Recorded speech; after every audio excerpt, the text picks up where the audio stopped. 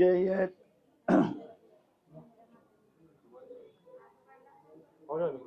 चालू आहे.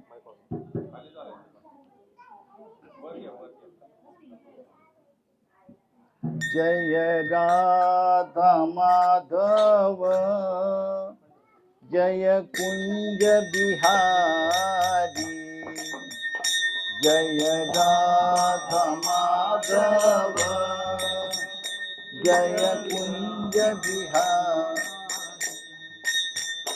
जय राधा माधव जय कुंज बिहारी जय राधा माधव जय कुंज बिहारी जय गोपी जन वल्लभ जय गिरिवरधारी जय गोपी जन वल्लभ जय गिरिवरधारी जय गोपी जन वल्लभ जय गिरिवरधारी जय गोपी जन वल्लभ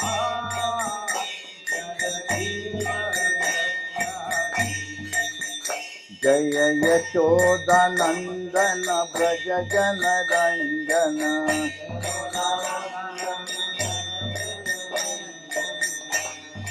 यशोदानंदन ब्रज जन रंजन जय यमुना तीरवनचारी जय यमुना तीरवनचारी जय यमुना तीरवनचारी जय यमुना तीरवनचारी हरे कृष्ण कृष्ण कृष्ण हरे हरे हरे राम राम राम हरे हरे हरे कृष्ण कृष्ण कृष्ण हरे हरे हरे राम राम राम हरे हरे हरे कृष्ण कृष्ण कृष्ण हरे हरे हरे राम राम राम हरे हरे हरे कृष्ण कृष्ण कृष्ण कृष्ण हरे हरे हरे राम राम राम हरे हरे हरे कृष्ण कृष्ण कृष्ण हरे हरे हरे राम राम राम हरे हरे हरे कृष्ण कृष्ण कृष्ण कृष्ण हरे हरे हरे राम राम राम हरे हरे हरे कृष्ण कृष्ण कृष्ण हरे हरे हरे राम राम राम हरे हरे हरे कृष्ण कृष्ण कृष्ण हरे हरे हरे राम राम हरे हरे कृष्ण कृष्ण कृष्ण हरे हरे हरे राम राम हरे हरे हरे कृष्ण कृष्ण कृष्ण कृष्ण हरे हरे हरे राम राम राम हरे हरे हरे कृष्ण कृष्ण कृष्ण हरे हरे हरे राम राम राम हरे हरे हरे कृष्ण कृष्ण कृष्ण हरे हरे हरे राम राम राम हरे हरे हरे कृष्ण कृष्ण कृष्ण हरे हरे हरे राम राम राम हरे हरे हरे कृष्ण कृष्ण कृष्ण हरे हरे हरे राम राम हरे हरे जय गौरनिताय गौरनिताय जय गौरनिताय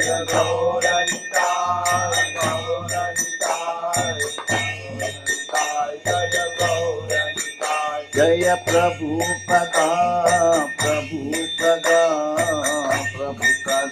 शिल प्रभुपदा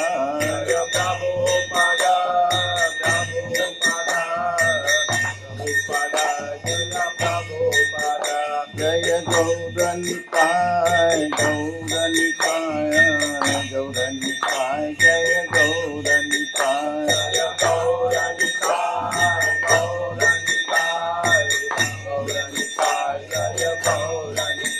जय गुरुदेवा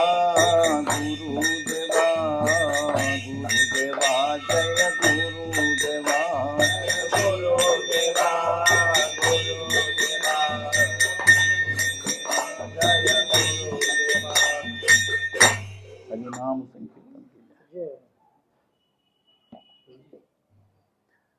ओम नमो भगवते वासुदेवाय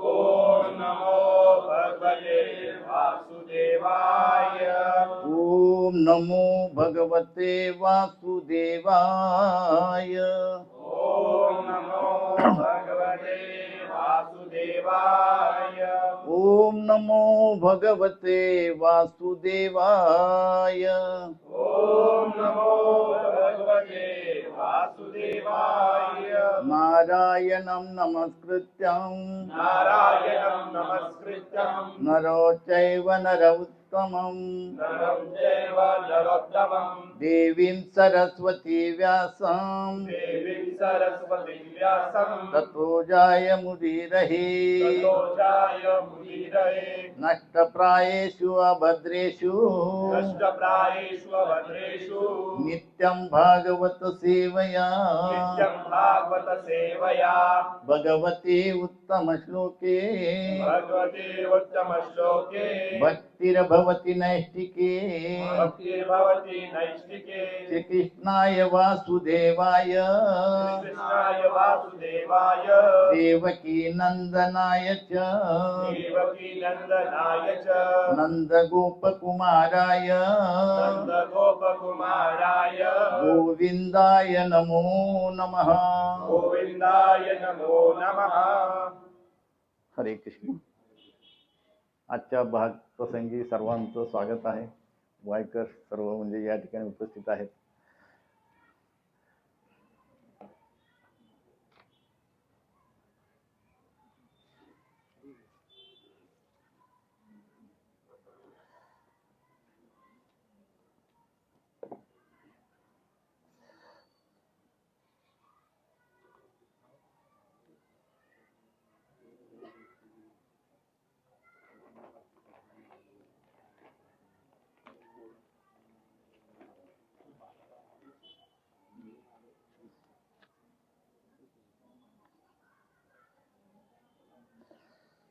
आज आपण पाहूया भगवद्गीतेतला पहिला श्लोक।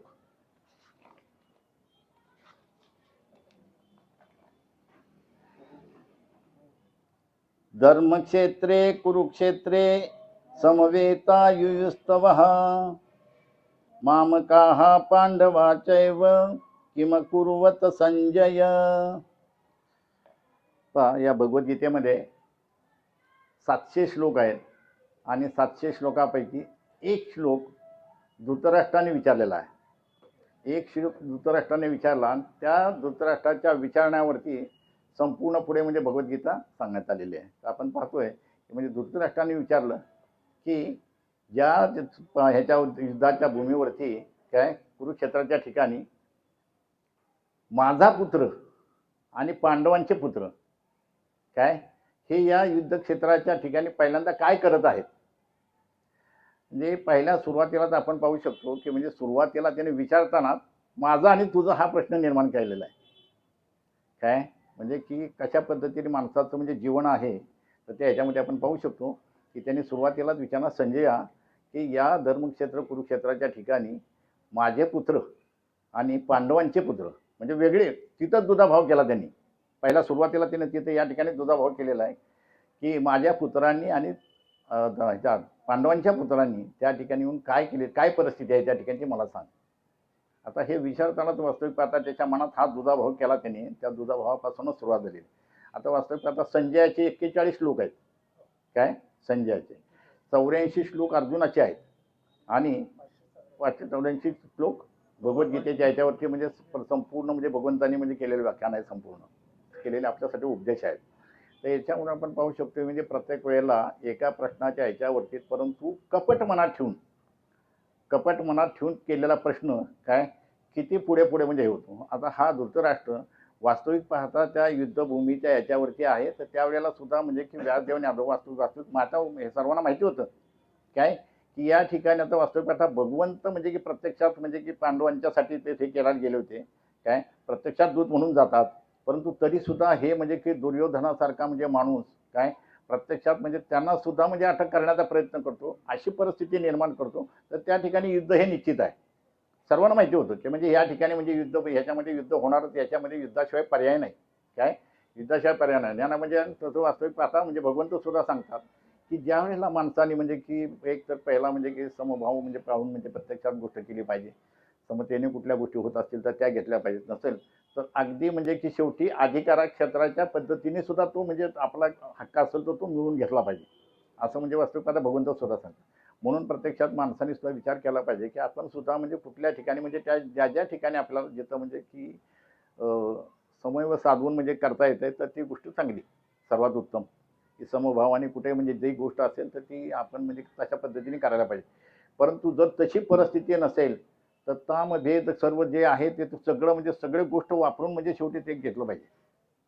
पण जर आपला असेल हक्क जर त्या ठिकाणी जर असेल आणि तो जर मिळत नसेल तर तो मिळवण्याचा प्रयत्न केला पाहिजे निश्चितपणे. तर या ठिकाणी सुद्धा म्हणजे धर्मक्षेत्र कुरुक्षेत्र या ठिकाणी सुद्धा तेच परिस्थिती निर्माण झालेली आहे. आणि त्या ठिकाणी भगवंत प्रत्यक्षात म्हणजे की सगळ्यांनी ओळखून घेतलं की या ठिकाणी युद्ध हे निश्चित आहे. युद्धाशिवाय याला पर्याय नाही राहिलेला नाही. कारण जर समजा की सगळ्या गोष्टी होऊन सुद्धा भगवंत प्रत्यक्षात त्या ठिकाणी जातात आणि ते सांगतात की तू पांडवांना काय कर दुर्योधना की काय थोडीशी 5 गावं फक्त आहेत, 5 गावं फक्त तू दे. त्यांना कोणती द्यायची हा सुद्धा विषय नाही की हेच गाव दे, हस्तिनापूर दे, अमकू दे, तमकं दे, असं सुद्धा नाही. कोणतीही 5 गावं दे. पण तो सांगतो की मी एक सुईच्या टोकावरती मावणारी इतकी क्षेत्र सुद्धा त्याला देण्याची माझी इच्छा नाही. कोणत्या त्यांना पाहिजे असेल त्यांनी म्हणजे कशा पद्धतीने मिळवायचं ते मिळवा, पण माझी देण्याची इच्छा नाही. मग असं ठरल्यानंतर भगवंत म्हणतात ठीक आहे काय हरकत नाही, ज्या पद्धतीने असेल त्या पद्धतीने मग तुमचं युद्ध ठरतं. आता युद्ध ठरल्यानंतर सुद्धा म्हणजे वास्तविक पाहता म्हणजे पाहिलं जातं त्या ठिकाणी युद्धभूमीवरती गेल्यानंतर त्या ठिकाणी म्हणजे सगळे दोन्ही ठिकाणचे म्हणजे सगळे योद्धे आलेले आहेत. एका ठिकाणी 11 अक्षोणी सेना आहे, एका ठिकाणी म्हणजे समजा भगवंताच्या बाजूने म्हणजे समजा 7 अक्षोणी सेना अर्जुनाच्या बाजूची. आणि एवढं सगळं बल असताना सुद्धा म्हणजे सगळ्या प्रत्यक्षात सांगत असतात ज्यावेळेला म्हणजे प्रत्यक्षात ज्यावेळेला म्हणजे भगवंताकडे म्हणजे दोघंही मागायला जातात काहीतरी आपल्याला मागायचे म्हणून त्याच्या पद्धतीने. तर भगवंताकडे ज्यावेळेस जातात त्यावेळेस सुद्धा परिस्थिती कशी होते की ज्या वेळेला अर्जुन आहे हा अर्जुन म्हणजे प्रत्यक्षात काय करतो भगवंताच्या चरणाजवळ जाऊन उभा बसतो अगोदर चरणाजवळ ते जाऊन. पण त्याच्या अगोदर कोण आलेलं असतं दुर्योधन आलेलं असतं. पण दुर्योधन कुठं बसलेला असतो अगदी भगवंताच्या मुखा शेजारीच म्हणजे त्या ठिकाणी भगवंत निद्रावस्थेत असतात. या ठिकाणी भगवंत ज्यावेळेस आपण उठून एकदम पटकन बसतात तर त्यावेळी पहिल्यांदा अर्जुनाकडे दर्शन जातं. अर्जुनाला पाहिल्यानंतर अर्जुना तू आलास पण ह्याला लगेच क्रोधित होतो. अरे मी प्रथम आलोय, मला विचारा. काय दुर्योधनाला वाटतं काय की मी प्रथम तुमच्या ठिकाणी आलेलो आहे, मला पहिल्यांदा विचारा. तर मग असं विचारण्याच्या ह्याच्यामध्ये लगेच म्हणजे भगवंत सांगतात काय हरकत नाही, म्हणजे आलाच दुर्योधन तो अगोदर, पण अर्जुन म्हणजे की लहान आहे काय, तर त्याला पहिला विचारण्याचं मानाय त्याला विचारू देत, त्याला कशासाठी सांगायचे ते. एवढं सुद्धा सांगितल्यानंतर मग तरी सुद्धा म्हणजे वास्तविक पाहता की ती सांगत असतं की आम्ही काय आता आमचं युद्ध ठरलेलं आहे, युद्ध ठरलेलं आम्हाला युद्धाच्या ह्याच्यामध्ये तर आमची तुमची सहायता हवी आम्हाला. हे म्हणे मी सहायता काय देणार, काय मी तर प्रत्यक्षात युद्धभूमीवरती म्हणजे युद्ध करणार नाही, हातात शस्त्र घेणार नाही, कोणत्याही पद्धतीचं काय करणार नाही. ठीक आहे, पाहिजे असेल तर म्हणजे त्या पद्धतीने म्हणजे सांगतात ह्याला अर्जुनाला सांगतात माग अर्जुना तुला काय पाहिजे ते. काय तर अर्जुनाला अर्जुन सांगतात की माझं कुठल्याही पद्धतीचं नाही, माझी जी सेना आहे काय ती 11 अक्षौणी सेना जी आहे ती म्हणजे की समजा तो कोणाला पाहिजे असेल त्यांनी घ्या काय, आणि मला कोणाला म्हणजे समजा पाहिजे असेल तर त्यांनी मला घ्या, पण मी युद्ध काही करणार नाही. मग असं सांगितल्यानंतर दुर्योधनाच्या मनात आलं ह्याला घेऊन काय करता.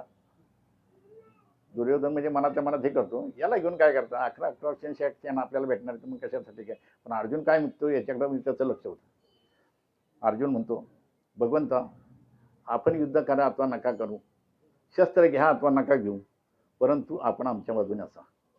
याला हसू फुटतं मनातून, दुर्योधनाला मनातून हसू फुटतं. आणि किती मूर्ख माणूस आहे हा. भगवंत स्वतः सांगतायत माझी 11 अक्षौणी सेना आहे माझ्याकडे, ती घे, अन्यथा समजा की समजा मी तर काही शस्त्र उचलणार नाही, तरी हा मूर्ख माणूस म्हणजे की त्या भगवंताला मागतोय काय 11 अक्षौणी सेना नको म्हणून सांगतोय. ठीक आहे म्हणे भगवंत त्यांनी मागितलंय त्या पद्धतीने त्याला हे करा, काय मी 11 अक्षौणी सेना घेतो. ठरतं. आता युद्धभूमीच्या ह्याच्यावरती ठरल्यानंतर सुद्धा पहा म्हणजे परिस्थिती कशी असते की ज्या वेळेला त्या ठिकाणी म्हणजे युद्धभूमीवर जातात तर त्या युद्धभूमीवरती सुद्धा गेल्यानंतर प्रत्यक्षात जिथं गेले ते युद्धभूमीच्या ह्याच्यावरती तर त्या ठिकाणी पुन्हा प्रश्न निर्माण होतो.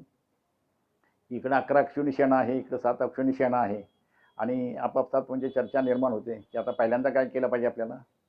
की अर्जुन म्हणजे सगळा विचार करतो की आपल्याला पहिल्यांदा म्हणजे काय केलं पाहिजे, आचार्यांचं दर्शन घेऊन यायला पाहिजे, आचार्यांना नम्र विनंती केली पाहिजे, आचार्यांना म्हणजे की साष्टांग दंडवत घालून आपण म्हणजे आपल्याला आशीर्वाद मागितले पाहिजेत.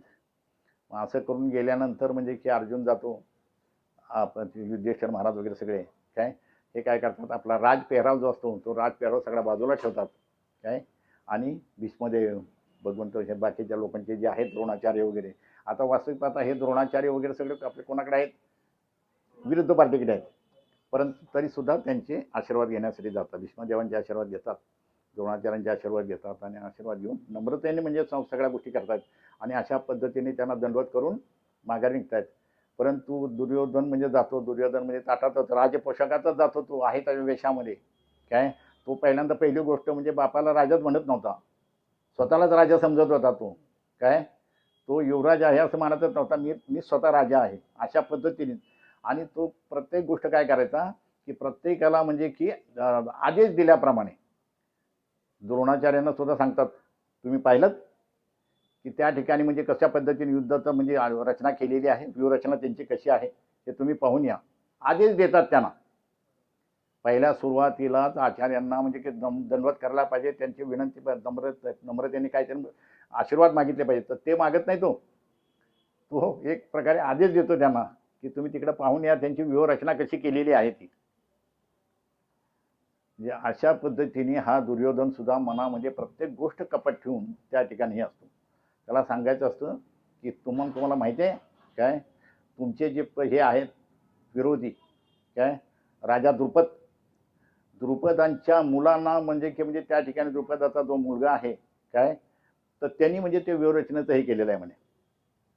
म्हणजे अशा पद्धतीने तो एकदम भरवून देतो राजा द्रुपद. म्हणजे कशाला त्यांना म्हणजे पाठीमागचं म्हणजे थोडंसं म्हणजे कपट जे आहे सगळं ते बाहेर काढून म्हणजे ह्याची रचना कशा पद्धतीने होईल, तर अशा पद्धतीने ते ह्यांना सुद्धा म्हणजे द्रोणाचार्यांना सुद्धा तो म्हणजे बोलत असतो. आणि ह्या सगळ्या संकटांच्या ह्याच्यावरती तो आपल्याकडे स्वतःच्या इकडे येतात त्या ठिकाणी. म्हणजे सगळ्या गोष्टींना म्हणजे की प्रत्येक वेळेला काय करत असतो तो की सगळं पाठीमागचे जे खाचाखोचा आहेत त्या सगळ्या बाजूला काढत असतो, सगळ्या संपूर्ण खाचाखोचा बाजूला काढत असतो. तर तो विचार करत नाही की माझ्या हातून किती चुका झालेल्या आहेत किंवा कोणत्या काय झालेल्या आहेत नाही. तो संतांना सुद्धा किंवा म्हणजे आपले जे गुरुजन वर्ग आहेत या गुरुजनांना सुद्धा. आता वास्तविक पाहता म्हणजे पहा एक वेळ म्हणजे ज्या वेळेला प्रत्यक्षात म्हणजे की सगळे पाची पांडव एकत्रित द्रोणाचार्यांच्याकडे शिष्य म्हणून असतात. तर त्यावेळेला सुद्धा म्हणजे प्रत्यक्षात त्या ठिकाणी विचारलं जातं की ठीक आहे म्हणे तुम्ही सगळेजण आहात या ठिकाणी, परंतु मला म्हणजे गुरुदक्षिणा म्हणून मला देण्यासाठी कोण म्हणजे हे आहे की माझी इच्छा जो पुरे करेल काय.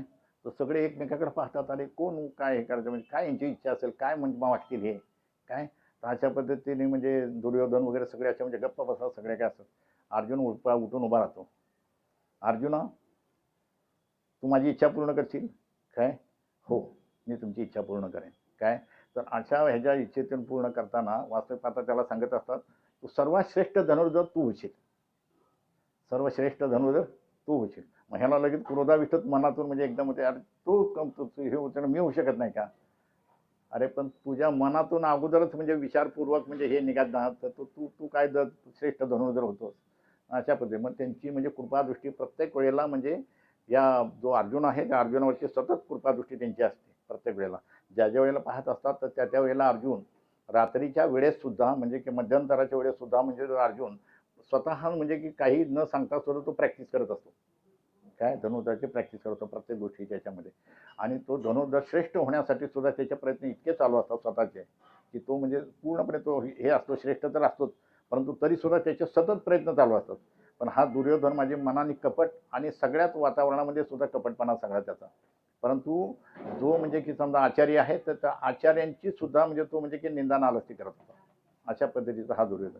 आणि आपण पाहू शकतो की म्हणजे प्रत्येक वेळेला ह्या लोकांनी काय केलं की म्हणजे सगळ्या गोष्टी म्हणजे की सतत म्हणजे की ह्यांना हे करण्यासाठी प्रयत्न केले, पांडवांना काय खालसा करण्यासाठी प्रयत्न केले. वास्तविक पाहता 5 गावं दिली असती तशी युद्ध सुद्धा झालं नसतं कुठल्या गोष्टी. पण आपण करू शकतो जी भगवंताची रचना जी आहे तिथं ते निश्चित होणारच आहे. ज्या ठिकाणी आहे तिथं त्या ठिकाणी आपण पाहतो की म्हणजे की प्रत्यक्षात या दुर्योधनाने अशी काय कृत्य केली की जी म्हणजे की न भूतो न भविष्यती अशा पद्धतीची की म्हणजे हे केलेले आहेत. भीमाला सुद्धा म्हणजे वास्तविक पाहता म्हणजे की ह्याच्यामध्ये त्याला म्हणजे विष देऊन मारण्याचा प्रयत्न केला. भीम इतका मोठा होता प्रत्यक्षाला तो हा तर सतत सांगायचा म्हणजे की राजा धृतराष्ट्र सुद्धा की तो म्हणायचा मला तर म्हणजे की मला भीमाची भीती वाटते, मला अर्जुनाची भीती वाटत नाही किंवा इतर कोणाची भीती वाटत नाही, परंतु मला कोणाची भीमाची मला भीती वाटते फार. भीम फार शक्तिशाली आहे काय. परंतु तरी सुद्धा त्या ह्याला वाटत होतं की भीमाला काय मी सुद्धा चुरा करेन त्याचा भीमाचा. तो मनातून असत त्या ह्याच्यामध्ये पण भीम तर शक्तिशाली होतात पण तरी सुद्धा त्याला म्हणजे त्याच्याबद्दल काहीच हे वाटायचं नाही. म्हणजे अशा पद्धतीने तो एकदम तुच्छ मानायचा एकदम. त्याला सुद्धा पाहण्यात वास्तविक पाहता लाक्षागृहामध्ये सुद्धा म्हणजे ह्या सगळ्या पाची पांडवांना मारण्याचा प्रयत्न केला या लोकांनी.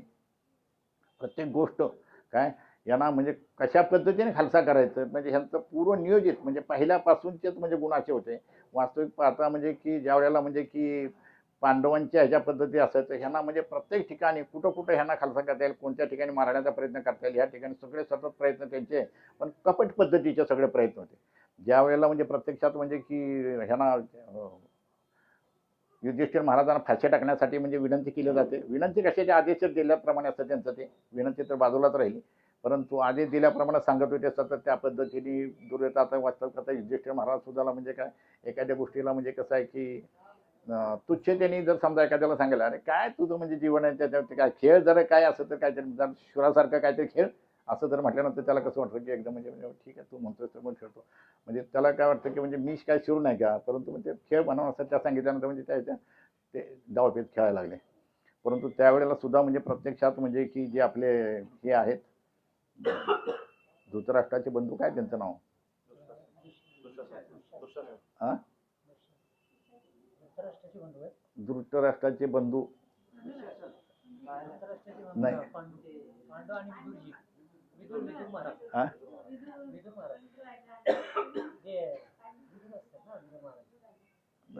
धृतराष्ट्राचे बंधू नाही का ते राज्य सोडून म्हणजे की शेवटी हा विदुर महाराज हा विदुर तर ते विदुर महाराज म्हणजे ते त्यांना सांगत असतात की हे बघ तू दुर्योधना तू आज ज्या ठिकाणी म्हणजे या ठिकाणी फास्यावरती खेळ खेळतोय तर या फास्याचं उत्तर तुला म्हणजे बाणाने येईल हे त्याने अगोदर पूर्वनियोजित सांगितलं होतं. तू हे जे आज याच्यात त्याला फाशी टाकण्यासाठी प्रयत्न युधिष्ठिर महाराजांना त्याला फाशी टाकण्यासाठी सांगत आहेस पण ह्या फाश्याचं उत्तर तुला कशाने द्यावं लागेल, बाणाने द्यावं लागेल. अर्जुनाचे बाण तुझ्यावरती सुटले जातील हे अगोदर पूर्व नियोजित झालं होतं. वास्तविक पाहता म्हणजे की हे जे आहेत तर हे सगळेजण म्हणजे काय प्रत्येक वेळेला ज्या वेळेला म्हणजे आता वास्तविक पाहता भीमाला म्हणजे हे माहिती नव्हतं का आपला बलदेव महाराजांना काय किंवा या ठिकाणी असं म्हणजे युद्ध होते तर पण ते युद्ध चालू नको कुठल्या पद्धतीचं काय नको म्हणून कारण हा त्यांचा शिष्य होता काय दुर्योधन मग त्याच्यामुळे त्यांना असं वाटत होते की मला या ठिकाणी थांबायचंच नाही हे युद्ध तर होणारे आठवण आहे म्हणून ते तीर्थयात्रेला निघून जातात बरोबर आहे त्याच पद्धतीने हे सुद्धा म्हणजे की विदुरजी सुद्धा काय करतात तीर्थयात्रेला निघतात की म्हणजे आपल्याला ह्या दोन्हीच्या भागामध्ये भाग पाडायचा नाही म्हणून आपण स्वतःहून म्हणजे बाहेर जातात तर पाहू शकतो आपण त्या ह्याच्यामध्ये की म्हणजे प्रत्येक जण काय करत असतो की या गोष्टी ज्या नको आहेत अशा गोष्टी या ठिकाणी होणार आहेत तर त्या आपल्याला पाहायला सुखात नको आणि कोणत्याही ठिकाणी कारण हा दुर्योधन असा माणूस आहे की याला सांगून सुद्धा हा न ऐकणार असा आहे सांगून सुद्धा न ऐकणार आहे म्हणून प्रत्यक्षात हे बाजूला निघून जातात पण बाजूला निघून गेल्यानंतर सुद्धा सगळ्या गोष्टी म्हणजे की सगळ्या अशा होऊन जातात की म्हणजे ह्यांना कोणी म्हणजे की आशाच देणारा किंवा म्हणजे शाश्वतरित्या म्हणजे त्यांना कुठं म्हणजे समाधान करत हे करण्यासारखाचा भगवंताच्या पुढे भगवंत जातात तर त्यांना नाही म्हणून सांगतात तर दुसरं कोण सांगू शकणार आहे ह्या म्हणजे की द्रोणाचार्यासारख्यांना सुद्धा म्हणजे तो म्हणजे की कुठल्याही पद्धतीने मानत नव्हता काय किंवा इतर कोणालाही मानत नव्हता म्हणजे तो स्वतःलाच म्हणजे राजा समजत होता वडिलांना सुद्धा म्हणजे की तो राजा म्हणून म्हणजे संबोधत नव्हता काय प्रत्येक वेळेला म्हणजे हा स्वतःहूनच म्हणजे राजाचं पद मीच आहे राजा अशा पद्धतीने वागत होता आणि असं करत असताना सुद्धा त्यात म्हणजे प्रत्यक्षात एक काय परिस्थिती निर्माण होते की हा जो म्हणजे की दुर्योधन आहे ह्या दुर्योधनाच्यामुळे म्हणजे की संपूर्ण युद्धाची भूमी ही म्हणजे की एकदम शाश्वतरित्या तयार झालेली असते आणि युद्धभूमीवरती गेल्यानंतर सुद्धा त्या ठिकाणी युद्धाच्या ह्याच्यामध्ये प्रत्यक्षात ज्या वेळेला म्हणजे दुर्योधन ज्या वेळेला त्या ह्यांच्या महाराजांच्याकडे जातो तर त्यावेळेला म्हणजे अगदी आदेश दिल्याप्रमाणे त्यांना सांगत असतो की तुम्ही ती व्यूहरचना पाहून या काय व्यूहरचना पाहून या त्यात युधिष्ठिर महाराज त्यांना ह्यांना विचारतात की युधिष्ठिर महाराज अर्जुनाला विचारतात आपली व्यूहरचना त्यांची व्यूहरचना झाली परंतु आपली कशी आहे भीष्मदेवांची व्यूहरचना आहे ती व्यूहरचना ज्याच्यामध्ये म्हणजे आपली सुद्धा व्यूहरचना अशा पद्धतीची आहे की भीम आहे काय भीम पुढे राहतील भीमाच्या पाठीमागे म्हणजे की बाकीचे म्हणजे समजा त्यांच्या पाठीमागे माझे आपले सगळे जे 5 पुत्र आहेत तर ते 5 पुत्र राहतील द्रौपदीचे 5 पुत्र राहतील आणि विशेष करून म्हणजे अभिमन्यू सुद्धा त्यांच्या पाठीशी आहे काय भीमांच्या पाठीमागे अभिमन्यू सुद्धा राहील म्हणजे पाहू शकतो आपण म्हणजे द्रौपदीचा पुत्र अभिमन्यू तर ते अभिमन्यू सुद्धा म्हणजे कशा पद्धतीने एकदम म्हणजे कृष्णाप्रमाणे एकदम म्हणजे श्रेष्ठत्व प्राप्त केलेला असा अभिमन्यू होता तर त्या अभिमन्यूत सुद्धा म्हणजे अभिमन्यूला प्रत्येक गोष्ट म्हणजे की व्यूहरचना किंवा अमकं तमक्या या गोष्टी सगळ्या हे होतं परंतु त्या गोष्टीच्या ह्याच्यामध्ये त्या ह्याला अभिमन्यूला सुद्धा म्हणजे पुढं करून म्हणजे सगळ्या गोष्टी रचलेल्या होत्या त्या पद्धतीत आणि अशी रचना पाहिल्यानंतर 11 अक्षौणी सेना आणि ह्यांची 7 अक्षौणी सेना परंतु तरी सुद्धा म्हणजे प्रत्यक्षात म्हणजे आपण पाहिलं तर ह्या सगळ्या सेनेचा म्हणजे की ह्या अर्जुन म्हणजे की प्रत्यक्षात आपल्या बाणांनी सगळा म्हणजे एकदम हे करून टाकत असतो एवढं सुद्धा झाल्यानंतर म्हणजे प्रत्यक्षात ह्याच्यामध्ये कृष्णांच्या ह्याच्यामध्ये ज्या वेळेला म्हणजे की संपूर्ण युद्ध हे होतं आणि भीष्मांच्या ह्याच्यावरती करतात तर त्यावेळेला भीष्मदेव सुद्धा म्हणजे अगदी वरती ज्या वेळेला म्हणजे द्रोणाचार्य तिथं ह्याच्यासाठी जातात की हे कोण भगवंत भगवंत ज्या वेळेला म्हणजे की ह्याच्यामध्ये असतात निद्रा झोपेचे हे करत झोपेची वेळ झालेली असते आणि त्यावेळेतच प्रत्यक्षात म्हणजे की भीष्मदेवांच्याकडे काय करतात तिथं ह्यांना पाठवतात द्रौपदीला पाठवून म्हणजे की त्या ठिकाणी सांगतात की द्रौपदी तू जा त्या ठिकाणी काय की आज म्हणजे समजा माझ्याकडचे जे बाण आहेत तर हे बाण कोण घेऊन जाणार आहे दुर्योधन घेऊन जाणार आहे तर हा दुर्योधन बाण घेऊन जाणार आहे तर त्याच्या अगोदर तू काय कर म्हणजे त्या ठिकाणी जाऊन की प्रत्यक्षात ते काय वरदान देतात त्या ह्याच्यामध्ये तर त्या ह्याला ते द्रौपदीला म्हणजे सांगितलेलं असतं की तू तिथं जा आणि ते हळूच जाऊन गेल्यानंतर म्हणजे तिला सांगितलं असतं की सौभाग्यवती भाऊ आता ही सौभाग्यवती भाऊ ती त्या ठिकाणी आशीर्वाद घेऊन येते आणि पुन्हा ते ह्याने द्रोणांचे बाण तर मागितलेले असतात आणि ह्या बाणाच्या ह्याच्यामध्ये प्रत्यक्षात काय असतं की द्रोणाचार्य जो असतो तो द्रोणाचार्याला वाटतं की आपलं दुर्योधनाला वाटतं की म्हणजे प्रत्यक्षात म्हणजे की मला आता म्हणजे की समजा या ठिकाणचं हे जे बाण देणार आहेत काय तर हे कोणते बाण देणार आहेत ते त्याच्या पद्धतीचं भीष्मदेव सांगतात जा त्या अमुक ठिकाणी मी अर्जुनाकडे बाण दिले ते बाण घे मग ते सुद्धा बाण वास्तविक ते ठेवलेले असतात तर ते बाण सुद्धा वास्तविक आता अर्जुन तो त्यांना दुर्योधनाला सुद्धा देऊन टाकत असतो म्हणजे पाहिलं तर आपण तर म्हणजे की हे लोक म्हणजे की कुठल्याही पद्धतीचं मनामध्ये कपट नाही कारण अर्जुनला माहिती आहे की म्हणजे प्रत्यक्षात मला ह्या बाणांची सुद्धा गरज नाही कुठल्या ह्याच्या पद्धतीने काय की माझे बाण इतके श्रेष्ठ आहेत की मी प्रत्येक बाणाने म्हणजे की ह्या संपूर्ण या दुर्योधनाच्या सेनेला संपूर्ण हे करून खालसा करून टाकेन आणि खरंच म्हणजे त्याचा आत्मविश्वास असतो त्या आत्मविश्वासाप्रमाणे प्रत्यक्षात म्हणजे की अर्जुन संपूर्ण युद्ध लढतो आणि ह्या युद्धाच्या ह्याच्यामध्ये ज्या वेळेला म्हणजे ह्यांना शाश्वतरित्या हे तर भेटलेलं असतं काय की ह्याला आशीर्वाद तर मिळालेला असतो काय ह्याच्यात येते आणि त्या द्रौपदीचा जो आशीर्वाद असतो तो प्रत्यक्षात इकडं घेऊन आल्यानंतर म्हणजे त्या ठिकाणी काय करते ती, की स्वतः म्हणजे की भगवंतांना सांगत असते की मला म्हणजे अशा अशा पद्धतीचा आशीर्वाद दिला. मग ठीक आहे म्हणजे काय हरकत नाही. आता ज्यावेळी युद्ध होतं त्यावेळी भीष्मांच्या ह्याच्यामध्ये सगळे बाण शिखंडी वास्तविक पाहता म्हणजे की ज्यावेळेस ते होतं तर शिखंडी सुद्धा सोबत ठेवलेली असते त्यांनी. शिखंडी त्या शिखंडीच्या त्या वास्तविक पाहता भीष्मांनी सांगितलेलं असतं काय, की मी प्रत्यक्षात काय करणार की म्हणजे स्त्रीवरती कुठल्या पद्धतीचा बाण चालवणार नाही. परंतु भगवंतांना सुद्धा म्हणजे की काय करायचं असतं की काही गोष्टी लपंडावाने सुद्धा खेळल्या पाहिजेत. ज्या ठिकाणी जिथं म्हणजे लपंडाव खेळायचं तिथं काय दामभेद वगैरे जिथं काय असतील ना ते सगळे म्हणजे त्याला पणाला लावले पाहिजेत. नीती जी असते जी नीती तर ती नीती सुद्धा पणाला कधी लावायची, एकदम शेवटच्या वेळेला लावायची. काय नीतीचे शेवटच्या वेळेला. परंतु अगोदर सुरुवातीला ते त्या ठिकाणी म्हणजे श्रीखंडीला पाठवतात. श्रीखंडीला पाठवून सुद्धा म्हणजे प्रत्यक्षात म्हणजे तिथं त्या ठिकाणी म्हणजे ते जनाचं तर म्हणजे प्रत्येक वेळेला म्हणजे काय की ते श्रीखंडी पुढे दिसायची. श्रीखंडी पुढे दिसले की बाजूला बळत द्यायचे. पण भीष्माचे बाण इतक्या वेगवान बाण होते की त्या क्षणाचाही म्हणजे त्याचा म्हणजे हे होतच नव्हतं. याच्या असे वेगवान बाण होते. भगवंत प्रत्यक्षात पाहतात की माझा जर अर्जुन जर याच्यातून जर गेला तर मी हे युद्ध कसं काय हे करणार. काय माझ्या पाठी पांडवांचं काय होईल याच्या पद्धतीने. पण प्रत्यक्षात यांनी सांगितलं असतं भीष्माने सुद्धा म्हणजे की मी तुझी शपथ मोडून टाकीन. काय तू जी शपथ घेतलेली आहेत ना तू शपथ भगवंतात म्हणजे ही शपथ आहे ते मी मोडायला लावीन. आणि ते प्रत्यक्षात म्हणजे ज्या वेळेला म्हणजे ह्यांचे जे बाण चालतात भीष्माचे बाण चालतात तर भीष्माचे बाण इतके वेगवान चालतात अगदी वायूच्या वेगाने म्हणजे सगळे बाण चालू राहतात. काय आणि अशा वेगवान बाणाच्या ह्याच्यामध्ये सुद्धा प्रत्यक्षात आता म्हणजे की म्हणतात की म्हणजे आता वास्तविक माझा अर्जुन राहायचा नाही. काय अर्जुन राहायचा नाही तर म्हणजे भगवंतांना भक्ताची काळजी असते. भगवंतांना स्वतःच्यापेक्षा भक्ताची काळजी असते आणि भक्ताच्या काळजीसाठी भगवंत काय करतात रथातून उडी मारतात आणि प्रत्यक्षात म्हणजे पळत जाऊन म्हणजे जे मोडलेलं रथाचं जे चाक असतात आणि मोडलीच्या रथाचं चाक घेऊन म्हणजे ते भगवंताकडे उचलून पळत घेऊन जातात. आणि असं मोडलेलं चाक पळत घेऊन जात असताना सुद्धा प्रत्यक्षात म्हणजे अर्जुन पळत जातो. अर्जुन म्हणतात की भगवंत हे तुम्ही काय करताय म्हणे. काय तुम्ही शपथ घेतलेली आहे प्रत्यक्षात की मी कुठल्याही पद्धतीचं शस्त्र उचलणार नाही. पण भगवंत पाहतात की माझ्या भक्तासाठी मी काही करायला तयार आहे. मी भक्तांच्या अधीन असतो. काय मी माझ्या भक्तासाठी पाहिजे ती गोष्ट करायला तयार आहे. भक्तासाठी आता वास्तविक पाहता मला जरी समजा शस्त्र जरी उचलावं लागलं तरी मी म्हणजे शस्त्र उचलेन. काय माझी शपथ मोडेल परंतु मी शस्त्र उचलेन. अशा पद्धतीने प्रत्यक्षात म्हणजे काय करतात ते चाक उचलून जातात. चाक उचलून घेऊन जातात आणि म्हणजे की भीष्माच्या ह्याच्यावरती अंगावरती गेल्यानंतर अर्जुन म्हणजे पायाची मिठी मारतात आणि ते सांगत आता भगवंतांना मी तुम्ही असं नका करू. माझ्यासाठी तुम्ही तुमची शपथ नका मोडू. माझ्यासाठी शपथ नका म्हणू. म्हणजे भक्त वास्तविक पाहता भक्त उचल असतात भक्त भगवंतांना म्हणजे विनंती करतात आणि भगवंत सांगत असतात की म्हणजे त्या ठिकाणचं दोघांचं नातं जर पाहिलं त्या ठिकाणी तर दोघं एकमेकाशी म्हणजे भगवंत म्हणजे की भक्तासाठी करतात आणि भक्त भगवंतासाठी सांगत असतात की भगवंता तुम्ही शपथ मोडू नका. आणि भगवंत मात्र म्हणतात की तू बाजूला हो मला म्हणजे शपथ मोडू देत मला त्याला हे करू देत. अशा पद्धतीने या दोघांचं म्हणजे तिथलं म्हणजे संघर्ष इतका म्हणजे की सुंदर असा हे आहे की ते दृश्य की ते आपण पाहू शकतो की म्हणजे प्रत्येक वेळेला आपण सुद्धा म्हणजे कशा पद्धतीने प्रयत्न करायला पाहिजेत. आपल्याला सुद्धा ह्याच्यामध्ये साक्षात्कार तो उतरवला पाहिजे आपण की आपण म्हणजे प्रत्यक्षात म्हणजे भगवंत प्रित्यर्थ आपलं किती स्नेह पाहिजे. आपण सुद्धा भगवंत प्रित्यर्थ म्हणजे प्रत्येक गोष्ट जी आहे ती भगवंत प्रित्यर्थ करतोय अशी म्हणजे झाली पाहिजे. मनातून झाली पाहिजे कळकणीच आपल्या हृदयातून झाली पाहिजे.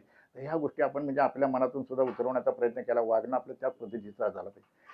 आपण पाहू शकतो प्रत्यक्षात म्हणजे की परिस्थिती अशी असते की ज्या ज्या वेळेला माणूस म्हणजे ह्या युद्धभूमीच्या ह्याच्या खेळत असताना परंतु त्या ठिकाणी दुर्योधनाचा म्हणजे सुद्धा म्हणजे संपूर्ण नायनाट होतो. सगळेच म्हणजे की सगळे नाश होतात. काय सगळे मारले जातात सगळे आणि हे सगळे मारले जातात सुद्धा त्या ह्याच्या पद्धतीने. तर यांना सुद्धा म्हणजे की त्या दुर्योधनाला सुद्धा नंतर पश्चाताप असा होतो. काय की म्हणजे की प्रत्येक गोष्ट त्याच्यामध्ये लक्षामध्ये येत जाते की मी काय काय पाप केलेली आहे. मी काय काय म्हणजे मी ह्यांना मारण्याचा प्रयत्न कसा केला. मी भगवंताचा अपमान कसा केला. मी द्रौपदीचं वस्त्रहनन करण्यासाठी म्हणजे कशा पद्धतीने केलं. तर त्या पाहून सुद्धा म्हणजे त्याला सगळे मेले ना सगळे मेल्यानंतर सुद्धा आणि त्या ह्याच्यावेळी तो संजय सतत म्हणजे की ह्यानं सांगत असतो आजची परिस्थिती अशी झाली मग परिस्थिती अशी झाली. आणि त्याच वेळेला प्रत्यक्षात म्हणजे अगोदर सुद्धा व्यासदेवांनी सुद्धा त्याला विचारलेलं असतं. कुणाला धृतराष्ट्रांना सांगितलेलं असतं की धृतराष्ट्र हे सगळं तुला युद्ध पाहण्याची गरज नाही. काय तुला म्हणजे प्रत्यक्षात तू तर अंध आहेस. काय तू अंध आहेस तर तुला हे जागेवरती युद्ध पाहण्याची मी तुला कला देतो. काय जागेवरची युद्ध पाहण्याची मी कला देतो की म्हणजे अशा पद्धतीने तुला दिव्य दृष्टी देतो की ह्या दिव्य दृष्टीने तू संपूर्ण युद्ध पाहू शकेल. परंतु तुझे 100 पुत्र मेलेले तुला पाहावे लागतील. त्यावेळेला त्याने अगोदर सांगितलं असतं युद्ध होण्याच्या अगोदर सांगितलेलं असतं त्या व्यासदेवानी की तुझे 100 पुत्र तुला मेलेले पाहावे लागतील. फक्त एवढंच आहे की तू म्हणजे की हे दिव्य दृष्टी घ्यायला पाहिजे. तर तो म्हणतो नाही नाही नाही, मला दिव्य दृष्टी नको आहे, मी श्रवणाने ऐकेन. हे मेलेले 100 पुत्र सांगतायत व्यासदेव की तुझे 100 पुत्र मरणार आहेत हे निश्चित, काय, परंतु तो तरी सुद्धा म्हणतोय. म्हणजे पहा, म्हणजे की माणसाला म्हणजे की लालसा किती असते, माणसामध्ये लालसा किती असते की मला हे मिळालंच पाहिजे, माझ्या मुलाचं म्हणजे हे झालं पाहिजे. मुलगाही मरणार आहे म्हणून सांगतायत, तरी सुद्धा तो म्हणतो की ठीक आहे, मला म्हणजे प्रत्यक्षात काय काय झालं पाहिजे की मला हे युद्ध म्हणजे की पाहण्याचं म्हणजे आवश्यकता नाही, मला फक्त म्हणजे कानाने फक्त मला ऐकू द्या, श्रवण करण्याची मला. म्हणजे आपण सुद्धा लक्षात ठेवलं पाहिजे की श्रवणाची शक्ती किती महान आहे. काय, धृतराष्ट्राने सुद्धा प्रत्येक गोष्ट त्यांनी श्रवण करण्याचा प्रयत्न केला. त्याला तर दिसत अंध होता, तो नुसताच बाहेरून अंध नव्हता, तो मनाने कपट अंधच होता, मनाने अंधच होता. आणि अशा परिस्थिती म्हणजे वास्तविक पाहता त्या ठिकाणी म्हणजे व्यासदेवाने त्याला सांगितलं की तू काय कर की प्रत्यक्षात हे कर. तर तसं जर तो नको म्हणून सांगितल्यानंतर तो म्हणतो ठीक आहे, काय हरकत नाही, तरी सुद्धा मी तुला कानाच्या ऐकायच्या ना तुला, तर मी संजयाला दिव्य दृष्टी देतो, मी संजयाला दिव्य दृष्टी देतो. आणि त्या पद्धतीने व्यासदेव प्रत्यक्षात म्हणजे संजयाला दिव्य दृष्टी देतात आणि संजयाला सांगतात की संजया, तू जे जे काही या युद्धामध्ये होईल काय ते तू सर्व धृतराष्ट्राला कथन कर. आणि ते कथन संपूर्ण म्हणजे की सतत व्यासदेव सांगितलेलं आहे त्या पद्धतीने कथन त्यांना सांगत राहतात. अशा पद्धतीचं कथन तो ऐकत राहतो. परंतु त्याच्यामध्ये इतका वेळ गेला तरी सुद्धा त्यांनी म्हणजे एकदा सांगितलं की युद्ध थांबवा, माझे 50 पुत्र गेले, 75 गेले, 85 गेले, काय गेले, 90 गेले, तरी सुद्धा म्हटला नाही. 100 पुत्र जाई तोपर्यंत वाट पाहते. किती माणसाला मोठी लालसा असते, कितीपर्यंत माणसाने, म्हणून म्हणजे प्रत्यक्षात सांगितलेलं असतं की माणसाने सुद्धा म्हणजे की मरस तोपर्यंत कष्ट करू नका. प्रभुपाद सुद्धा नेहमी सांगत असतात की माणसाने काय केले म्हणजे प्रभुपादांनी 4 वर्ण सांगितलेले आहेत. 25 वर्षापर्यंत ब्रह्मचारी राहा, 50 वर्षापर्यंत समजा एखाद्या नाही पुढं म्हणजे समजा तुम्हाला म्हणजे की समजा ब्रह्मचारी राहतायत तर गृहस्थी व्हा, चांगल्या पद्धतीने गृहस्थी धर्म स्वीकारा, चांगल्या पद्धतीने गृहस्थ धर्माचं म्हणजे पालन करा. आणि 50 वर्षापर्यंत गृहस्थी होऊन म्हणजे त्याच्यानंतर वानप्रस्थ व्हा. आपल्या मराठी पाड्यामध्ये सुद्धा सांगितलं 51, 52, 53, 50 वर्षानंतर तुम्ही काय करा, वनात जा. पण आज वन सुद्धा राहिलेले नाहीत. नाही, वनात म्हणजे मंदिरं आहेत, तर त्या मंदिरामध्ये जा, भगवंताची आराधना करा 50 वर्षानंतर. पण आमचा माणूस 85 वर्ष लुडबुड करतोय, तरी दुकानात कोण गेलंय आज, काय झालं, आता तुम्ही सगळेच कसे इथं आहात, म्हणजे असंच विचारा झाले. तोंडातनं बोलता येत नाही, नाकातून पाणी गळतंय, कानाने ऐकायला येत नाही, पण तरी सुद्धा म्हणतो दुकानात कोण गेलंय, काय हाताची मापा टाकतच राहतो, वार करतोय, काय कपड्याच्या घड्या करतोय. म्हणजे अशी परिस्थिती. तर इथे एवढं होय तोपर्यंत कशाला पाहिजे हो, काय दिलेल्या भगवंताचं विस्मरण कशाला करू देता. जे आहे ते त्या ठिकाणी समजा 50 वर्ष सांगितले, ठीक आहे, 50 वर्षाच्या नोकरी करतोय माणूस, नोकरी ज्याच्यामध्ये 60 वर्षाला रिटायर होतं, 58ला रिटायर होतं, 58 वर्षाच्या नंतर जा, 60 वर्षानंतर जा, झाले 60 वर्ष बाजूला, 70 वर्ष, 70 वर्षानंतर तरी माणसाने कुठंतरी टाळ घेऊन म्हणजे भजनाच्या मंदिरात जावं ना कुठंतरी. तरी सुद्धा 70 वर्षापासून नाही, लुडबुड करत म्हातार तिथंच बसतंय. काय, कुत्र्याला भाकरी टाकल्यासारखे घरातले लोक भाकरी टाकतायत आणि त्या पद्धतीने तो खातोय आणि तशाच पद्धतीने जगतोय. परंतु तरी सुद्धा मग म्हातारे असो तो म्हातारे असो, म्हणजे म्हाताराच नाही म्हणजे म्हातारी म्हणजे समजा समजा स्त्रियांनी केव्हा बरं का, नाहीतर म्हणाल की आणखी म्हणजे माताजींना सुद्धा हे करतायत.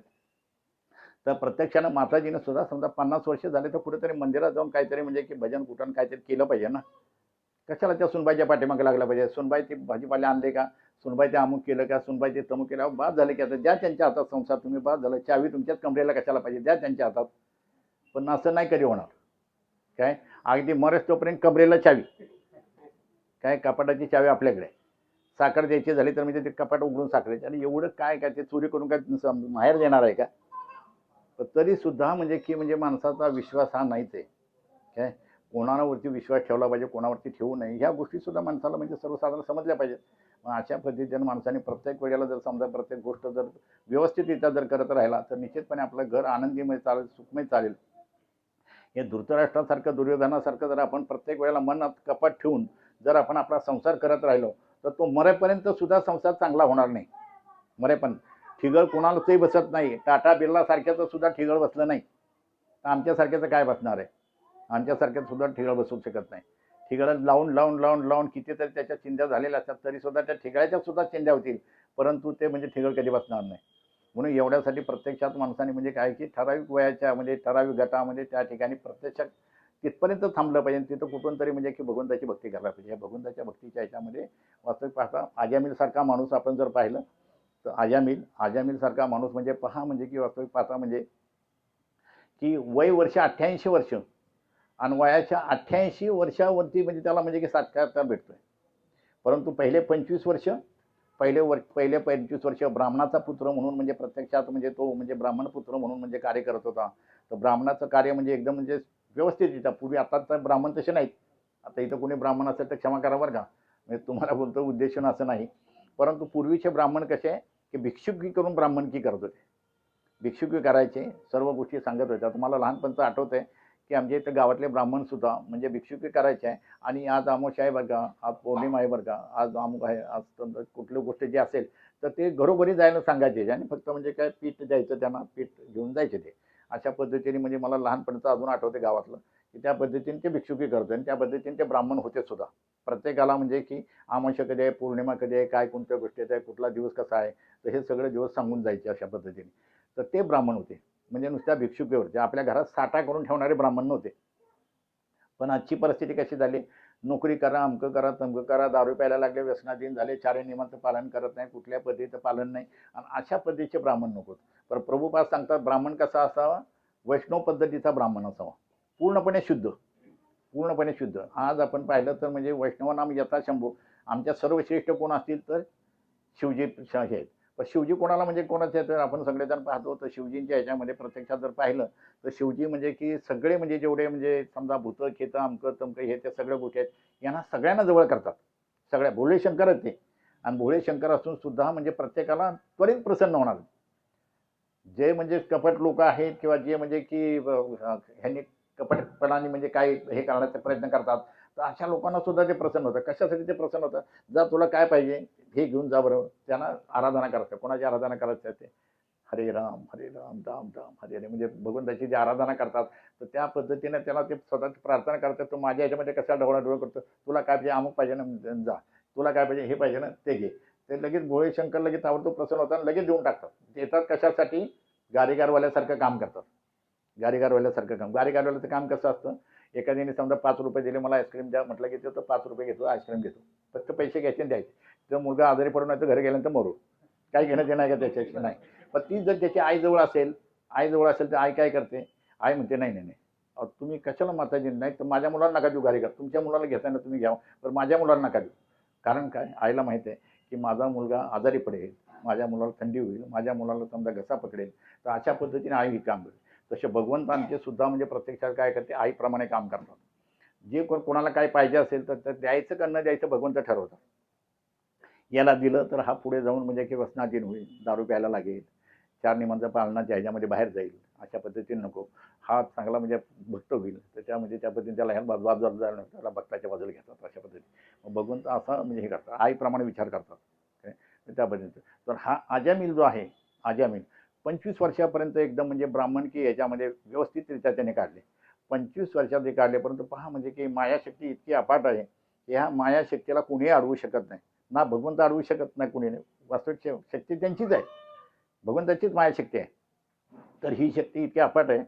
एक वेळ फक्त म्हणजे की वडिलांनी सांगितल्याप्रमाणे डोंगरात जातात, काय त्या ठिकाणी समजा की बाबा सरपण घेऊन ये, फुलं घेऊन ये असं सांगितल्यानंतर सरपण आणण्यासाठी जातो, फुलं आणण्यासाठी जातो आणि फुलं आणायला सांगितल्यानंतर एक असं वेश्या आणि एक मुलगा असे दोन्हींचे चाळे करताना त्यांना तर पाहायला जातात आणि ते पाहिल्यानंतर तो दृश्य तो त्याच्या मनावरती ते भिनलं जातं. ते 25 वय तेच होतं, 25 वर्षाचं वय आहे. 25व्या वर्षामध्ये त्याला ते भिनलं गेलं ते डोक्यामध्ये की मला या पद्धतीचं असं म्हणजे वातावरण पाहिजे काय. आणि मनामध्ये तोच विचार करत करत स्वतःची पत्नी, आई वडील आहेत, सर्व काय आहेत काय, आणि एका वेश्येला घरात आणून ठेवतो आणि हे सर्वांना हाकलून देतो. वेश्येला सुद्धा म्हणजे की 9 पुत्र होतात काय, 10वा पुत्र होतो. 10व्या पुत्राच्या ठिकाणी सुद्धा परिस्थिती अशी निर्माण होते की त्या ठिकाणी साधू संत येतात आणि साधू संत ते म्हणतात काय करता तुम्ही, इथं थांबू नका म्हणे, माझा नवरा जर आला ना तर तुम्हाला सुद्धा मारहाण करेल आणि ते अमुक असं करेल. आणि ते लहान बाळाला पाहतात बाजूला एकदम, बाळाचं काय नाव ठेवलेलं आहे, नाही नाही बोले अजून नाव नाही ठेवलं काय, अजून नाव नाही ठेवलं सांगितलं. ती माता सांगते अजून नाव ठेवलं. आता नाव ठेवलं नाही तर बरं ठीक आहे म्हणे, काय हरकत नाही, नाव नाही ठेवलं तर म्हणजे याचं नाव नारायण ठेवा काय. तिलाही वाटतं की म्हणजे की आले लोक म्हणजे माझ्या मुलाचं नाव नारायण ठेवलं सांगितलं, ठीक आहे मी काय हरकत नाही म्हणजे नारायण ठेवूया. आता हा येतो, आपल्या घरात कोण आलं होतं काय, असं झालं तर काय तसं तो आता हा दारोड्यात एकदम काय, हा म्हणजे काय दारू प्यायचा, दारूच नुसतं नव्हे तर गांजा अफीम अमकं तमकं सगळ्या कुठली गोष्ट केली नाही अशी काय, तर त्या अशा सगळ्या गोष्टी त्यांनी त्या केल्या त्याच्या ह्याच्या जीवनामध्ये. आणि असं करून सुद्धा तो त्यावेळेस येतो घरामध्ये आणि घरात आल्यानंतर विचारतो की काय म्हणजे हे साधू काय घेऊन गेले का आपल्या इथलं काय. नाही नाही म्हणे ते काय घेऊन जातात त्याने, त्याने म्हणे आपल्या बाळाला म्हणजे देऊन गेलेत म्हणे, ते काय तर म्हणजे आपल्या बाळाला नाव देऊन गेले. काय सांगितलं नाव, नारायण. नारायण, बरं ठीक आहे. मग हा प्रत्येक वेळेला म्हणजे की नारायण नारायण नारायण करत राहतो. आणि आता काय 10वं मूल असतं, 10वं पुत्र म्हटल्यानंतर म्हणजे काय एकदम लाडात असतं ते काय. आणि त्या लाडाच्या बाळाला म्हणजे सतत नारायण मला पाणी दे, नारायण मला उशी आण, नारायण मला मला जरा बिडी आण, नारायण मला हे दे, नारायण माझी दारूची बाटली कुठे ठेवली, सगळं नारायण, सगळ्या गोष्टी वाईट व्यसन सगळं, पण त्या नारायणाकडून म्हणजे तो आपला मागून घ्यायचा. आणि असं सगळं करत असताना प्रत्यक्षात अशी परिस्थिती निर्माण होते की सगळ्या गोष्टीच्या हे करत करत करत शेवटचा दिवस आला असतो त्याला. आणि शेवटच्या दिवसाला सुद्धा म्हणजे ते मुखामध्ये सतत नारायण नाव पडलेलं असतं. आणि नारायणाच्या ह्याच्यामध्ये आणि तो पाहतो की मला म्हणजे की यमदूत न्यायला आलेले आहेत. अकराळ विकराळ शरीर आहे काय, तोंड वाकडं तिकडं आहे, केस एकदम असे आस्ता विस्त पडलेले आहेत, दात एकदम भले भले मोठे एकदम, आणि शरीर अकराळ विकराळ ते तिकडे पाहतो. आणि त्या ठिकाणी पाहिल्यानंतर तो म्हणजे एकदम प्रत्यक्षात नारायण अरे आवाज देतो असा. नारायण आवाज दिल्यानंतर एकदम म्हणजे की इतकं हे होतं त्याला एकदम काय, की तिथं देवदूतांच्या तिकडे म्हणजे आवाज जातो त्या ह्याच्यात. आवाज त्या ठिकाणी गेल्यानंतर प्रत्यक्षात म्हणजे की देवदूत सुद्धा तिथे येतात. यमदूत तर समोर आलेले आहेत, देवदूत त्या ठिकाणी येतात, देवदूतांचे त्या ठिकाणी लोकांची सांगड होते. आणि तिथं त्या सांगडच्या ह्याच्यामध्ये विचारतात की म्हणजे प्रत्यक्षात अरे हे तर म्हणजे की विष्णू ह्याच्यासारखे दूतासारखे म्हणजे सगळे तुम्ही तर सुंदर दिसतात सर्व काय असतात, तुम्ही इथं कसे काय आलात. अहो हा तर पापी माणूस आहे म्हणे. हा इतका पापी माणूस आहे की याने कोणती गोष्ट केलेली नाही, ह्याच्या सगळ्या डायऱ्या भरून हे झालेले आहेत एकदम फुल झालेले आहेत एकदम काय. तुम्ही ह्याच्यासाठी कशाला आलेत, नाही मी आम्ही ह्याला म्हणजे की वैकुंठात घेऊन जायला लागलो. वैकुंठात, अरे हा पात्रतेचा तरी आहे का, हा त्या पात्रतेचा तरी आहे का. याचे एकदम इतके पाप झाले आहेत, त्याच्या डायऱ्या भरून पूर्ण हे झालेले आहेत. तर तुम्ही ह्याला काय म्हणजे की ह्याच्यात घेऊन जाऊ नका, हा म्हणजे यमदूताकडे जाऊ द्यात म्हणे, आम्ही त्याला घेऊन जातो. नाही नाही म्हणे ह्याला तुम्ही घेऊन जात नाही. त्यांनी मरते समय आता त्याच्या मरणाची वेळ आहे, तुम्ही ज्यावेळेस त्याच्या गळ्यात फास टाकलेला आहे. आणि तो फास टाकलेला असताना सुद्धा त्यांनी एवढ्या मोठ्याने आवाज देऊन म्हणजे सांगितलेला आहे. तर ज्या वेळेला भगवंत स्मरण त्याला होतं नारायणाचं, तर तो त्यांनी मुलाचं नाव घेतलं, त्याच्या मुलाचं नाव आहे पहा तुम्ही, त्याच्या मुलाचं नाव आहे नारायण म्हणून त्यांनी मुलाचं नाव घेतलं. काही असू द्या म्हणजे त्यांनी पण नारायणाचं नाव घेतलं, नारायणाने कोणत्याही स्मरण पुकारू द्यात काय, भले तो म्हणजे एखाद्या वाईटपणाने घेऊ द्यात नाही तर चांगलेपणाने घेतात, कोणतंही जरी घेतलं ते नारायणाचं भगवंताचं नाम आहे. भगवंताचं नामाच्या ह्याच्यावरती तो म्हणजे वैकुंठ प्राप्त करणार. ठीक आहे म्हणे काय हरकत नाही. मग काय करायचं, तर त्याला म्हणे असं करूया म्हणे, चला आपण आता म्हणजे काय यमदूतांच्याकडे जाऊ, यमांच्याकडे जाऊया. यमांच्याकडे जातात, यमाने विचारतात की बाबा का आतापर्यंत आम्ही कधी आमची केस अशी फेल गेलेली नाही, ही कशी काय फेल जाते, ही केस कशी काय फेल जाते. मग त्यावेळेला फेल गेली नाही म्हटल्यानंतर मग ते प्रत्यक्षात सांगत असतात की म्हणजे की ज्याच्या गळ्यामध्ये कंठीमाळ आहे, जो म्हणजे सतत भगवत नामाचं म्हणजे चिंतन करतो, ज्याच्या हातामध्ये माळ आहे, मुखामध्ये समजा भगवंताचं नाम आहे, तर अशांना आपल्याला आणण्याचा अधिकार नाही. यमदूत त्यांना सांगत असतात काय, यम सांगत असतात यमदूतांना. आणि त्यावेळेला त्या सांगत असतात मग त्यावेळेस सोडून देतात काय. ठीक आहे म्हणे आम्हाला तुम्ही आता सांगितलं, तुम्ही इथून पुढे ज्याच्या गळ्यामध्ये तुळशीची माळ आहे, ज्याच्या मुखामध्ये समजा भगवंताचं नाम आहे, हातात तुळशीची माळ आहे, तर अशा माणसाला कधी आणायचं जो म्हणजे व्यसनापासून मुक्त वगैरे आमचं तुमचं जे काय असेल, तर अशा पद्धतीने ते तर पाहतच नाही ते बाकीच्या ह्याच्या गोष्टी म्हणजे. पण एवढं जरी समजा त्यांच्या गळ्यामध्ये तुळशीची माळ असेल, मुखामध्ये समजा भगवंताचं नाम असेल, आणि यांनी मरते समयला म्हणजे भगवंताचं स्मरण केलेलं आहे. भगवंत म्हणजे आश्वासन देतात की मरते समय जो कोणी माझं भगवंताचं स्मरण करेल, माझं कोणी नाव घेईल काय, तर त्याला निश्चित मी वैकुंठ धाम प्राप्त करेन. भगवंत शाश्वती देतात. आणि भगवंताचं कसं आहे शाश्वती, की भगवंत म्हणजे प्रत्यक्षात म्हणजे की पूर्णपणे म्हणजे आपल्याला काय म्हणतात, आश्वासन दिलं ना तर त्या आश्वासनाची पूर्ती करतात. देवी देवता पूर्ती करायला म्हणजे की कठीण आहे त्यांना, परंतु भगवंत मात्र ह्या गोष्टीची पूर्तता करतात. की जर समजा एखाद्याचं भगवंत स्मरण झालेलं असेल तर त्याला वैकुंठ धाम प्राप्त करतात. मग अशा पद्धतीने त्या आजामीला सोडलं जातं. आणि आजामीला सोडलं जातं म्हणून आजामी ठरवतो की मी पूर्वीचं जे केलं त्याला पूर्वीचं आठवतं की मी 25 वर्षापर्यंत कसा होतो, कसा झालो मी आज काय, मी ह्या वेशेच्या नादी लागून म्हणजे की एकदम म्हणजे भरकत करत गेलो. आणि आता मला हे जीवन म्हणजे पूर्ण करायचं आहे. पुन्हा तिथून म्हणजे 6 महिने पुढचे त्यांनी म्हणजे वृंदावनमध्ये काढले. वृंदावनमध्ये काढून पुन्हा नंतर प्रत्यक्षात वैकुंठ धामातून त्याला म्हणजे की विमान आलं आणि त्याला वैकुंठ धाम प्राप्त झालं. म्हणजे अशा अजामिलाला केवळ फक्त नारायणाचं नाव ठेवलं. म्हणजे आज आपण पाहतो की म्हणजे प्रत्यक्षात जर समजा नारायणसारखं जर नाव ठेवलं, भगवंताचं नाव ठेवलं, तर म्हणजे पूर्वी जसं म्हणजे की पूर्वी म्हणजे नारायण, रामचंद्र, सीताराम, अमके तमके असे सगळे भगवंताची नावं ठेवत होते. पण आज म्हणजे चिंटू, गोटू, पिंटू, अमके तमके सगळे नाव, त्या नावाला कुठल्याच पद्धतीचा अर्थ नसतो, बोध नसतो, काहीच नसतो. आणि अशा पद्धतीची आम्ही नावं ठेवून म्हणजे की मुलांना म्हणजे लाडीगोडीवर एकदम म्हणजे त्यांना म्हणजे फार अगदी म्हणजे गोडीमध्ये घेतो. होतं पण ते नारायण नारायण बोला ना तुम्ही घरामध्ये, काय हरकत आहे का? सीताराम म्हणा, नारायण म्हणा, कृष्ण म्हणा, काय अशा पद्धतीची जर मुलांची जर नावं ठेवली असतात तर निश्चितपणे आपण सुद्धा म्हणजे सांगतात काय की तुम्ही कुठल्याही पद्धतीने घ्या नाव, की तुम्ही समजा मुलाचं नाव घेतलं काय आनंदाने घेतलं किंवा दोषाने घेतलं काय, पण तरी सुद्धा होतं. जसं म्हणजे की समजा कंसाला सुद्धा म्हणजे की प्रत्यक्षात कृष्ण कृष्ण करत होता तो कंस, काय प्रत्यक्षात म्हणजे कृष्णाला सांगितलं होतं की म्हणजे की कुठल्या पद्धतीने तुझा म्हणजे कोणाच्या जास्त कृष्णाचा होत, तर तो प्रत्येक वेळेला चहा पिताना सुद्धा कृष्ण, पाणी पिताना सुद्धा कृष्ण, भाकरीत हात घालतं तर त्यावेळेस सुद्धा कृष्ण, म्हणजे अशा वेळेला त्याला सारखं कृष्ण कृष्ण आठवतं. म्हणजे अशा लोकांना जर समजा वैकुंठधाम प्राप्त झालंय किंवा कुठल्या समजा त्यांना मुक्ती प्राप्त झाली, तर आपण सारखे समजा की अगदी प्रत्यक्षात भगवंताचं नाव जर समजा मनापासून घेत असो, अंतःकरणापासून जर घेत असो, तर निश्चित होणार नाही का? निश्चितपणे होऊ शकते. म्हणून तेवढ्यासाठी आपण सुद्धा प्रयत्न करायला पाहिजे की शक्यतो म्हणजे आपण कशा पद्धतीने म्हणजे की भगवंताचं नामस्मरण करत करायचं. आता समजा माताश्री आहेत सगळ्या माताजी, जर समजा भगवंतांना भोग दाखवत नसतील तर प्रत्यक्षात रोज भोग दाखवा भगवंतांना. आता भोग दाखवायचे म्हणजे काय म्हणतील, म्हणजे भोग काय दाखवायचा, एखाद्या समजा नवीन आहे तर कोणाला माहिती नसेल भोगच्या ह्याच्यामध्ये, तर परिस्थिती आहे आपण ज्या वेळेला म्हणजे समजा घरातून भाजी आणायला जातोय, तर त्या भाजी आणण्यापासून म्हणजे सुरुवातीपासून विचार करा की मी माझ्या नवऱ्यासाठी भाजी आणत नाही, मी माझ्या श्रेष्ठ नवऱ्यासाठी म्हणजे कोणासाठी, म्हणजे पतीसाठी. माझा पती कोण आहे? श्रीकृष्ण. माझा पती श्रीकृष्ण आहे. त्या श्रीकृष्णासाठी मला भाजी आणायची आहे. तर श्रीकृष्णासाठी मी आज म्हणजे भोपळ्याची भाजी बनवू, कारल्याची भाजी बनवू, काही इतर दुसऱ्या कशाची भाजी बनवू, भगवंतासाठी मला भोग बनवायचे, त्यासाठी मी काय आणायला जाऊ. तर तो भाजी आणण्यापासून विचार करायचा आणि तो आणण्यापासून म्हणजे भाजी घेऊन यायचे, शुद्धतेने आंघोळ करायचे. अंघोळ केल्यानंतर म्हणजे प्रत्यक्षात म्हणजे आपण समजा गंध तिलक वगैरे करून प्रत्यक्षात व्यवस्थितरित्या तो भोग बनवायचे. आणि तो बनवल्यानंतर सुद्धा त्याच्यावरती तुळशीपत्र ठेवायचे. प्रत्येक व्यंजन जेवढे केलेले असतील, डाळ केलेलं असतं, वरण केलेलं असतं, आमटी काय दुसरं काय जे बनवलेलं असेल पदार्थ, प्रत्येक व्यंजनावरती एक एक तुळशीपत्र ठेवायचे. आणि ते नंतर म्हणजे भगवंतासमोर आपण जितका वेळ खातो तेवढा वेळ ते ताट बरोबर भगवंतासमोर ठेवायचे. आणि भगवंतासमोर ठेवून म्हणजे की अर्पित करून म्हणजे नंतर आपण म्हणजे ते ग्रहण करायचे प्रसाद म्हणून. वास्तविक आता लोक म्हणतात की म्हणजे प्रसाद खातात का भगवंत थोडेच खातात, आपणच खातो, बरोबर आहे, निश्चित खातो. परंतु जर समजा आपण प्रेमाने चाललं नामदेवासारखं, तर प्रत्यक्षात नामदेवासारखं सुद्धा आपल्याला सुद्धा म्हणजे की भगवंत प्राप्ती होऊ शकते.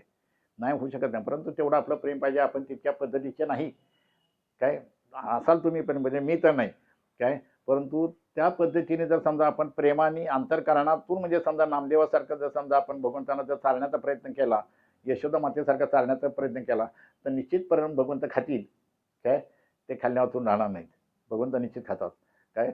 आणि आपण असं काय समजायचं नाही की भगवंत थोडेच खात आहेत, बरं ठीक आहे नाहीत खात, आपण तरी खातो, पण आपण नंतर म्हणजे की समजा तोच उच्चिष्ट आपण म्हणजे प्रसाद रूपात खातोय, निश्चितपणे आपली पण शुद्धी झाल्याच राहणार नाही. तर आपली शुद्धी करण्यासाठी नेहमी प्रत्येक वेळेला म्हणजे गळ्यामध्ये कंठी माळ घाला.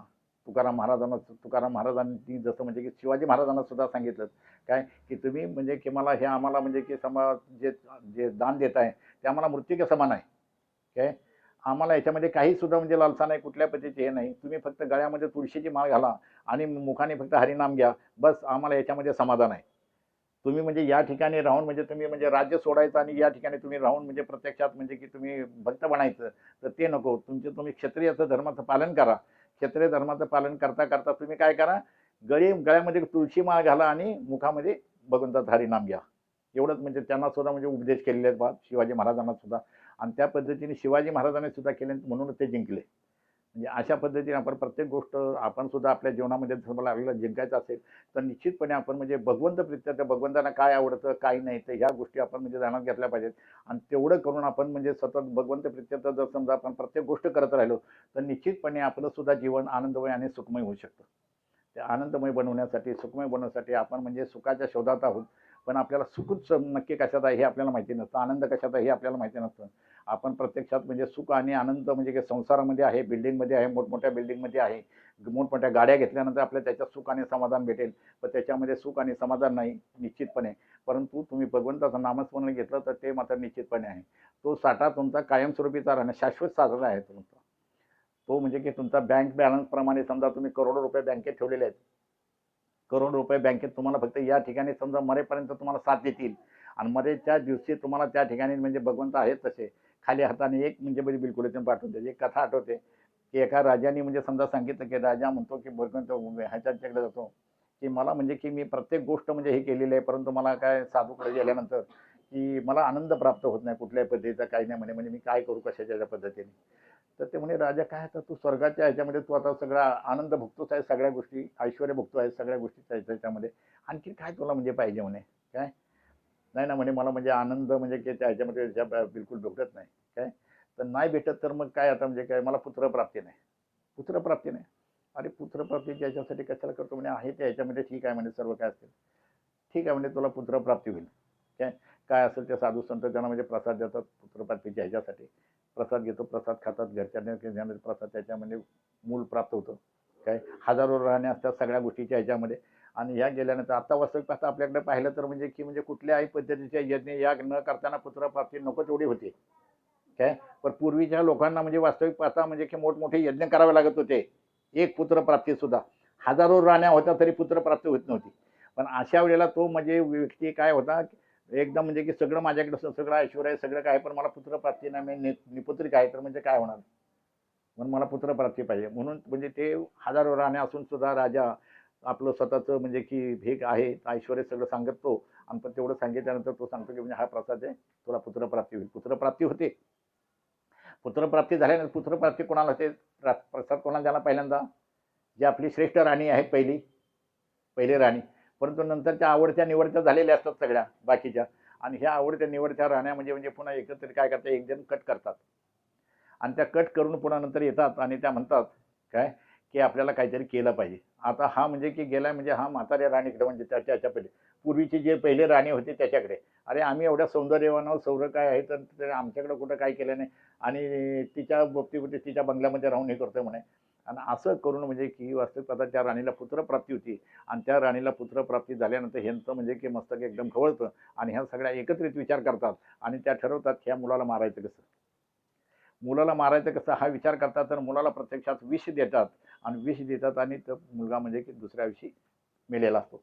आणि मेलेला मूल ते असतो तर त्या ठिकाणी पाहतात तर या ठिकाणी राणीच्या ह्याच्यामध्ये सगळं म्हणजे ते सांगते की बद्दा मुलगा काय येत नाही घरातून पहा म्हणत येते. ती ओरडतच येते काय की मुलगा अशा पद्धतीने तोंडात फेस येऊन असा पडलेला आहे. म्हणजे राजाला सुद्धा दुःख मोठं होतं सर्व काय असतं म्हणजे त्यांनी हर्ष आणि त्याचं कुठं ते हर्षाचं नाव दिलेलं असतं त्याला दुःख अर्च ना काहीतरी. हां तर त्या पद्धतीने त्याला म्हणजे की ते असं इतकं ही दुःख होऊन जातं की त्याला कुठल्या पद्धतीत मी काय करू असं झालं. तर पण त्याला अगोदर सांगितलं असतं की तुला हा म्हणजे दुःखाच्या कारणाला सुद्धा कारणीभूत आहे आणि तुझ्या हर्षाच्या कारणाला सुद्धा कारणीभूत. म्हणजे दुःखाच्या म्हणजे तो अशा पद्धतीने तर त्याला म्हणजे पहा म्हणजे की वास्तविक पाहता जे साधू संत सांगत असतात ते साधू संत का म्हणजे कुठलाही म्हणजे की खोटा प्रकार सांगत नाही सत्य जे काय असेल त्या पद्धतीने.